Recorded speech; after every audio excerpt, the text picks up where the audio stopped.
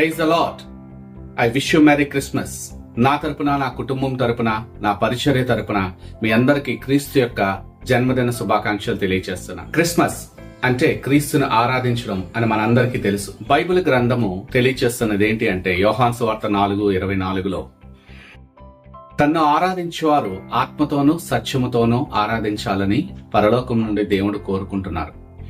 ఆత్మతోనూ సత్యముతోనూ మనం ఆరాధించినప్పుడు మాత్రమే అది ఆయన స్వీకరిస్తారు అని బైబిల్ చాలా క్లియర్ గా తెలియజేస్తుంది. సువార్థికుడిగా నా ప్రయాణంలో అనేకమైనటువంటి విశ్వాసుల్ని కలుస్తున్నాను, అనేకమైన సేవకుల్ని కలుస్తున్నాను, అనేక మంది దేవుడి రాజ్యంలో తిరిగి జన్మించాను అని అనుకుంటున్నటువంటి వ్యక్తులను కలుస్తున్నాను. కానీ 190 మంది వారి హృదయంలో అంటే వారి ఆత్మలో స్వాతంత్రం లేకుండా దేవుణ్ణి ఆరాధిస్తున్నారు, క్రీస్తుని ఆరాధిస్తున్నారు. ఈ విషయము విచారించదగిన విషయం. అయితే ఒక వ్యక్తి ఆత్మలో స్వాతంత్రం లేకుండా దేవుని ఆత్మతో ఆరాధించే అవకాశం ఏమాత్రమూ లేదు. అలా ఆరాధించినప్పుడు అది దేవుని యొద్దకు చేరే అవకాశమూ లేదు, దేవుడు దాన్ని స్వీకరించే అవకాశమూ లేదు. ఆరాధనలో శక్తి ఉన్నదని మీ అందరికీ తెలుసు. ఈ వీడియో చూస్తున్నటువంటి మీలో ప్రతి ఒక్కరూ కూడా ఆత్మలో స్వాతంత్రం పొందుకోవాలని, ఆత్మతో సత్యముతో క్రీస్తును మీరు ఆరాధించి ఆ ఆరాధనలో ఉన్నటువంటి శక్తిని, బలాన్ని మీరు పొందుకోవాలని నేను ఆశిస్తున్నాను. ఈ రోజు, ఈ సంవత్సరం క్రీస్తు యొక్క జన్మదిన వేడుకలు జరుపుకుంటున్నటువంటి మీ అందరి యొక్క జీవితంలోనూ కూడా ఒక నూతనమైనటువంటి శక్తి విడుదలవ్వాలని, అది మీ ఆత్మతో సత్యముగా మీరు ఆరాధించినప్పుడు జరగాలని నేను కోరుకుంటున్నాను. మీకు ఇంకా క్లియర్ గా అర్థం అవ్వాలంటే ఒక ఉదాహరణ చెప్పాలని నేను ఆశపడుతున్నాను. ఒక కారు ఉంది. ఆ కారులో డ్రైవర్ సీట్ లో డ్రైవరు, వెనకాల సీట్ లో ఓనరు కూర్చుంటాడు.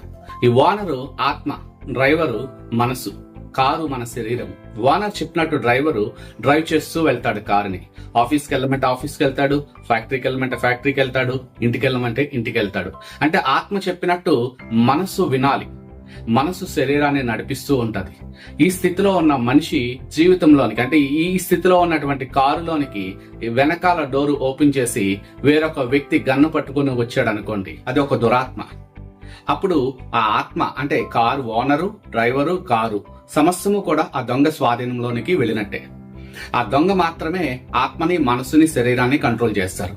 ఇలాంటి స్థితిలో ఉన్నటువంటి ఒక వ్యక్తి దేవుణ్ణి ఆరాధించాలి అంటే అది అసాధ్యం. ఖచ్చితంగా ఫస్ట్ ఆత్మలోను, మనసులోను, శరీరంలోను స్వాతంత్రం కలిగి ఉండాలి. అప్పుడు మాత్రమే ఆ మనిషి ఆత్మతో సత్యముతో ఆరాధించగలుగుతాడు. ఆ యొక్క దొంగ నుంచి ఆత్మని, మనసుని, శరీరాన్ని విడిపించగలిగేది యేసుక్రీస్తు మాత్రమే. అది మారు మనసు పొందుకున్నప్పుడు మనము మొట్టమొదటిగా పొందుకునేది మన ఆత్మలో స్వాతంత్రం. ఆత్మలో స్వాతంత్రం పొందుకోకుండా ఆత్మతో సత్యముతో మనం దేవుణ్ణి ఆరాధించడం అసాధ్యం.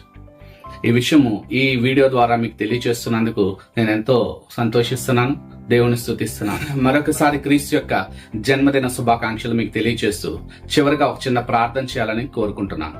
కళ్ళు మూసుకొని నాతో ప్రార్థనలో ఏకీభవించండి.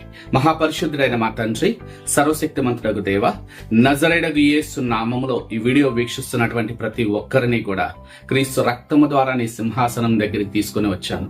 ప్రభువా, ఎవరైతే వారి ఆత్మలో స్వాతంత్రము లేకుండా ఆత్మతోను సత్యముతోను నిన్ను ఆరాధించలేక బంధించబడిన స్థితిలో ఉన్నారో వారికి నీ కృప చొప్పున సంపూర్ణమైనటువంటి విడుదల దయచేయమని వేడుకుంటున్నాను. ఆత్మతో సత్యముతో ఆరాధించు వారి కొరకే మీరు పరలోకం నుంచి చూస్తున్నారని మీ గ్రంథం సెలవిస్తుంది. మీ వాక్య యొక్క ప్రత్యక్షత మాకు తెలియచేస్తుంది. ప్రభువా, నీ యొక్క ఆత్మకార్యాలు వారి జీవితంలో జరిగించి వారి ఆత్మలో స్వతంత్రం పొందుకొని సంపూర్ణమైనటువంటి స్వాతంత్రముతో, సంతోషముతో, ఆనందముతో, ఆత్మతోను సత్యముతోను నిన్ను ఆరాధించేవారిగా, నీ జన్మదిన వేడుక జరుపుకునేవారిగా నీ కృప అనుగ్రహించమని పరిశుద్ధాత్మ ఆధీనంలో ప్రతి ఒక్కరిని అప్పగిస్తూ యేసు నామంలో ప్రార్థిస్తున్నాం తండ్రి. ఆమేన్. God bless you all.